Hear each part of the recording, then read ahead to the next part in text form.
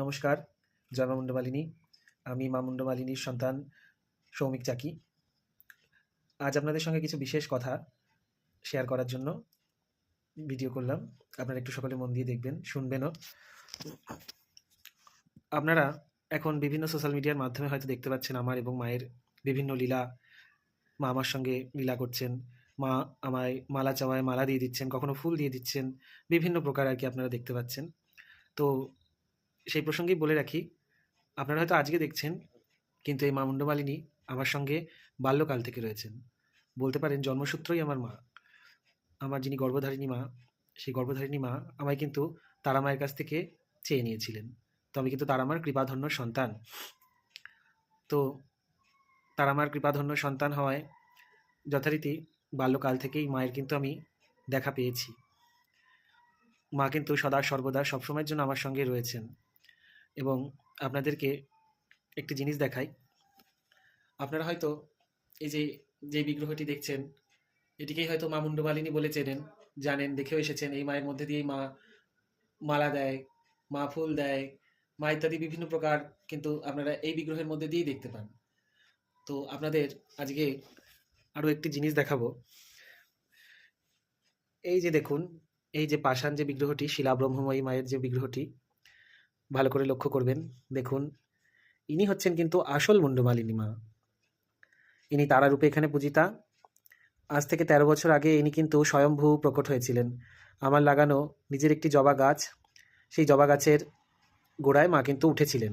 কিভাবে উঠেছিলেন, কেন উঠেছিলেন, সব আমি আপনাদেরকে সেটা বিস্তারে পরে একদিন বলবো, অন্য ভিডিওতে। একটা ভিডিওতে সব কিছু বলা সম্ভব না। তো এই আমার পাওয়া মা মুন্ডমালিনী মা নিজে কিন্তু আমার কাছে এসেছেন এবং আমি কিন্তু মায়ের সাক্ষাৎ দর্শন পেয়েছি। আর এই যে বিগ্রহটি দেখছেন, এটি পরে এক ভক্ত করে দিয়েছিল, যে মাকে ভালো করে শাড়ি অলংকার ইত্যাদি দিয়ে সাজাবার জন্য করিয়ে দিয়েছিলেন। তো আমি সেটাই তিনি যেহেতু দিয়েছিলেন, সে কারণে আমি মাকে যথারীতি সব শাড়ি গয়না যা কিছু রয়েছে সব ওই বিগ্রহে দিয়েই সাজিয়ে দিই।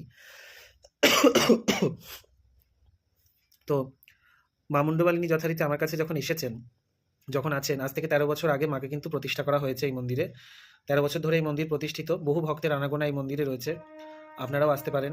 মায়ের কৃপায় আগের যে শিবরাত্রি, শিব চতুর্দশী ছিল, ওই তিথিতে মা কিছু আমাকে অলৌকিক শক্তি আমাকে প্রদান করেছেন এবং অলৌকিক দৈব ওষুধও কিছু প্রদান করেছেন।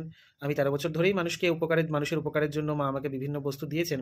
কিন্তু এই বছর শিব চতুর্দশীর পর থেকে মা আমায় বাকসিদ্ধি এবং অলৌকিক শক্তি দিয়েছেন, যার দ্বারায় মানুষের রোগ ভোগ এবং ব্যবসা, বিদ্যা, বিবাহ এবং বিভিন্ন প্রকার যে সংসারে যে কলহ রয়েছে বা শত্রুতামি রয়েছে, এগুলোর থেকে মুক্তি পাওয়ার উপায় মা কিন্তু আমায় দিয়েছেন।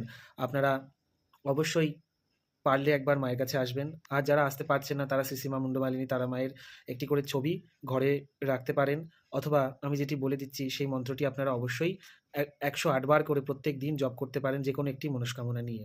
মা কিন্তু আপনাদের মনস্কামনা পূর্ণ হবে।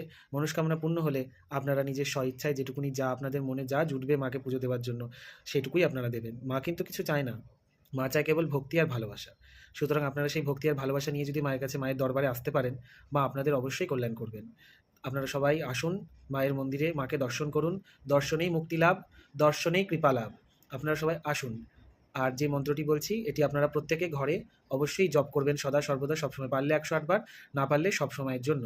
আমি বলছি, আপনারা শুনুন। জয় জয় মা মুন্ডমালিনী করাল বদনী লোল জিহ্বা শ্মশানচারিণী তারাময়ী নমস্তুতে।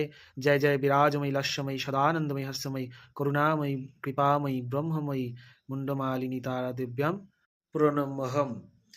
আর এই মন্ত্রটি আপনারা কিন্তু কেবলমাত্র মায়ের ছবি ঘরে প্রতিষ্ঠা করবেন এবং সেই ছবি